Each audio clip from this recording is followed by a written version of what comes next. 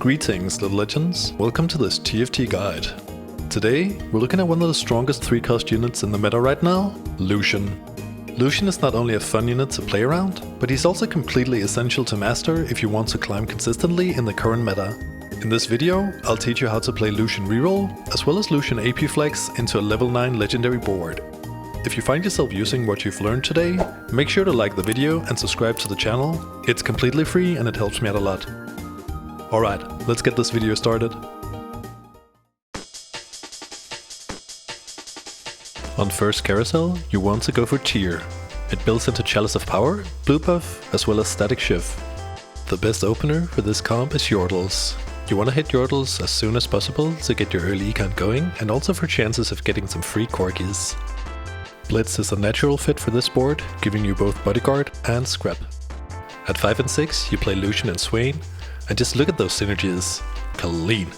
At level 7, you usually play Gangplank to get another twin shot on your board. And yeah, guys, I know, we're messing up our perfect synergies, but trust me, it's worth it. Early game, I usually stack tanky items on Poppy, since she's the first frontline unit that we sell when transitioning into the late game. This comp is amazing with Chalice of Power, or as the whole TFT community calls it, Ice Cream. The reason this item is so effective in this comp is because you're playing a backline where every unit benefits from the AP, giving you full ice cream value. Stack those ice creams on Corgi, along with the Shiv, while Lucian gets items like Blue Buff, Rabadons and Gunblade, and watch the enemy team disappear. Yummy! Lucian is also really good with Giant Slayer, and you can also go for the Jewel Gauntlet IE combo. Be cautious about building Jewel Gauntlet on his own. Not really good, unless you have more than 120 AP. I'm not entirely sure why, but some math genius on Reddit did the calculations for me already. You can easily swap Swain and 6 out for Jarvan and Gnar. This is especially good if the socialite spot is on one of the 2 back rows. You might want to swap out your frontline with enchanters for extra MR for your whole team. If you hit Mal's early instead of Lucian, he also works exceptionally well with Blue Buff and Rabadons. And in this last variant, we completely swapped out twin shots with Arcanist, also a very strong early game board. Now you might think to yourself, isn't it the Lucian guide? Why is there no Lucian on this board? But the idea is to play flexibly until you hit the units you need in order to preserve HP and maintain your tempo in the lobby.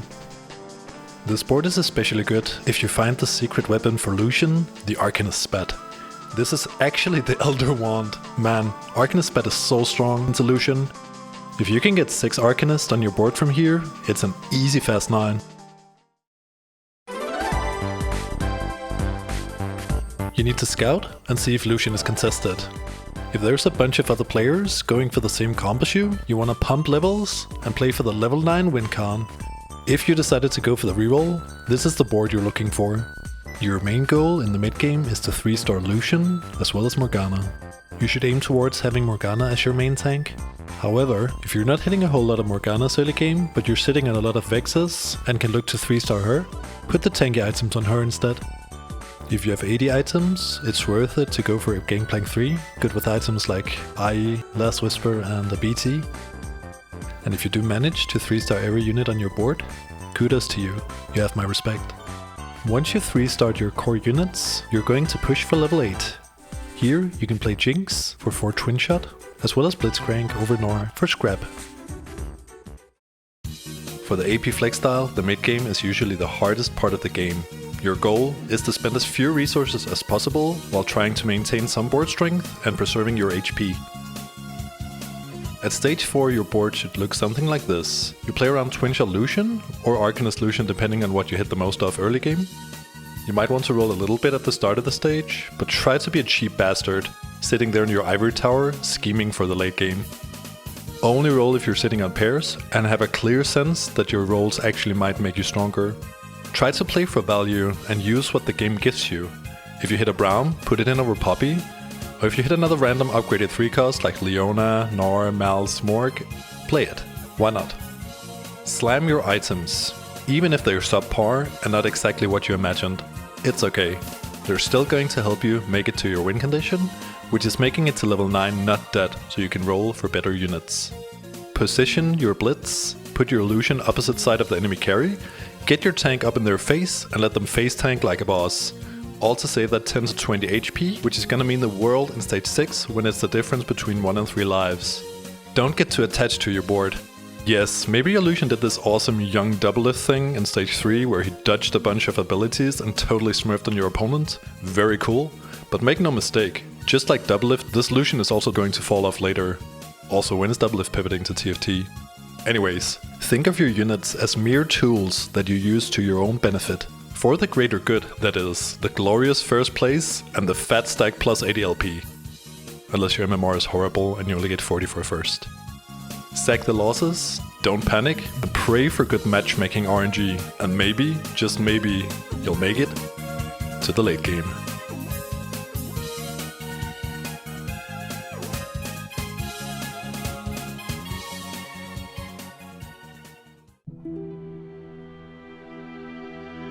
At long last, thou stand before me, the late game gatekeeper.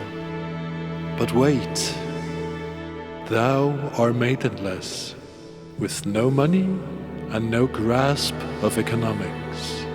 Be gone and return once thou have learned the ways.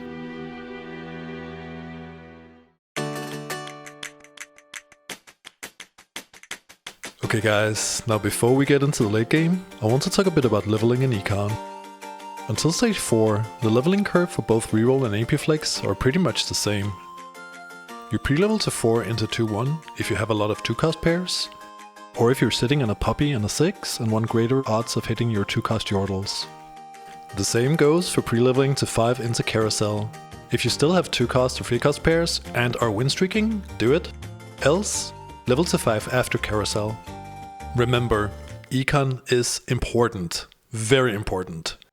If you have 20 gold on stage 2-6 going into Kirk's, that's pretty decent. If you have 30 gold, nice. If you have more than 40 gold, you're so rich, and this should be an easy top 2. You always level to 6 on 3-2. This is always a good time to scout as well, to see if Lucian is contested. If you have win streak, or sitting on pairs, or if your board is just overall weak, roll. Just try not to dip below 20 gold. If you're high rolling and already have a strong board, you just sit. From stage 3-2 until 4-1, you econ up, and decide if you want to reroll or if you want to push levels.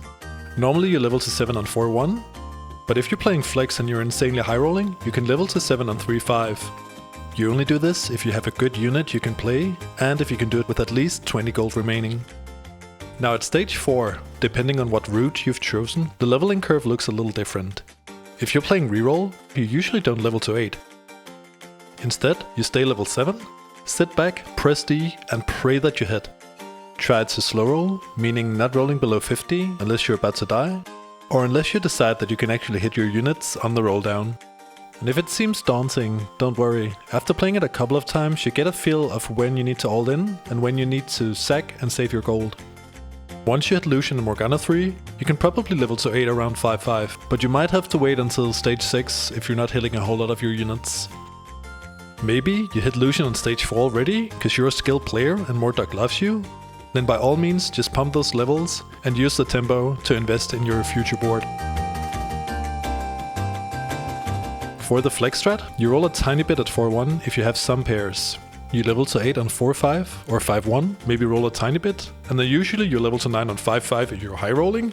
Normally you do it around 6-1, 6-2, or maybe on 6-5 if you ended up rolling a decent amount for your board at level 8. In some games, however, you might look at your board and think, man, I'm not gonna make it to 9. At that point, it's perfectly fine to roll it down at 8 and try to play for maybe a top 6 or top 5 even.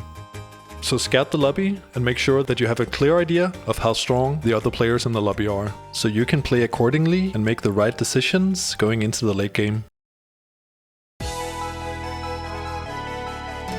For Lucian reroll, you probably already hit your essential 3-star units. There's not a whole lot to do to your board in the late game. Or maybe you didn't hit at all. That does happen sometimes. In this case, all you can do is blame Mordog and your bad luck, because it definitely wasn't because you misplayed or forgot to scout. Right? Now for the flex strat, we're going for the glorious Bill Gates comp, also known as the Elon Musk board or the Jeff Bezos deck. We want to pivot from our high value, low cost units into a stacked legendary team comp. we just have to sell our entire board. But wait a bit with that. Let's do it one unit at a time as we reach level 9 and start to see more legendaries in the shop. Reaching the late game, your board should look something like this. At level 9, we can put in Jinx. Jinx is good with Rageblade, Last Whisper +1. If you roll the Twin Shot Augment, you can also go for 5 Twin Shot. Pretty decent win con. Victor is always a solid choice. You put Jace next to him, because these guys are friends in Arcane and they like to be close. Also, Jace's ability will make Victor cast in no time. That's an Arcane diff. Victor wants Rapid Downs, Shojin +1, while Jace wants blue buff plus some AD items, but he's also surprisingly good with AP. If we don't have 5 Twin Shot, we want to sack Corki and GP, since they don't do a whole lot in the late game. Get the frog in there and feed him if you can afford to, but often it's more value to spend your gold on rolling and hitting your board instead. Silco is great, put him behind Victor and Jinx, more Arcane synergy, nice. If you hit Galio 2, you can play him over Blitz plus Swaying for board-wide CC. However, Galio 1 is usually not worth the 2 spots he takes on your team, so you need to upgrade him first. Now let's say you don't hit Jinx and Victor and you want to completely pivot off Lucian late game. We can play Seri Ori Jhin combo instead for Sniper and Clockwork. Give Seri Static Shiv, Rageblade and Giant Slayer, and watch her delete the enemy backline. Just remember to position her on the opposite side of the enemy carry. And then we can swap Galio Braum for Vi, Caitlyn and MF for 4 Sniper and 3 Enforcer. Also a very strong late game board. Okay, wind it back. And let's take a look at another late game scenario. Here we got the Arcanist bet on Lucian and managed to fast 9 on a 6 Arcanist board. At 9 we play Victor and swap Blitz for Brand for 8 Arcanist. Jinx goes in over Corgi for Scrap. This is a whole lot of AP for your whole team. However, to cap this board completely, eventually you want to swap out some of your weaker units for stronger legendaries. Alright, I'll say this again guys, flexing is key, because you won't be able to hit this board all the time. But when you do manage to pull it off, I'm telling you, it's the biggest rush you'll ever get from playing this game.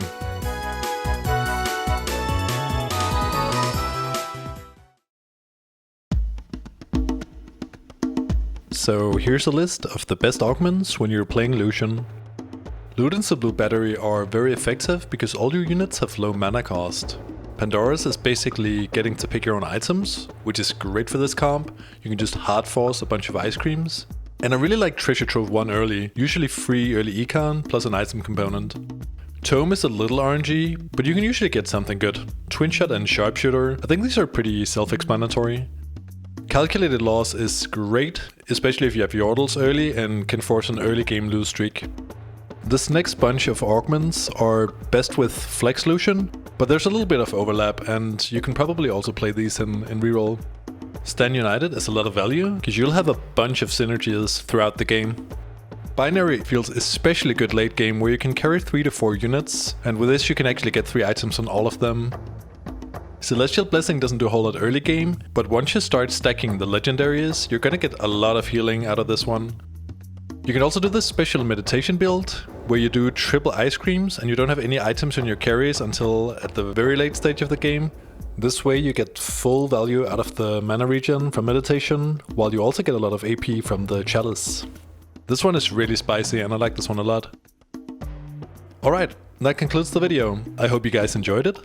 Let me know in the comments what guide you'd like me to do next. Good luck out there, and I'll see you guys in the next one.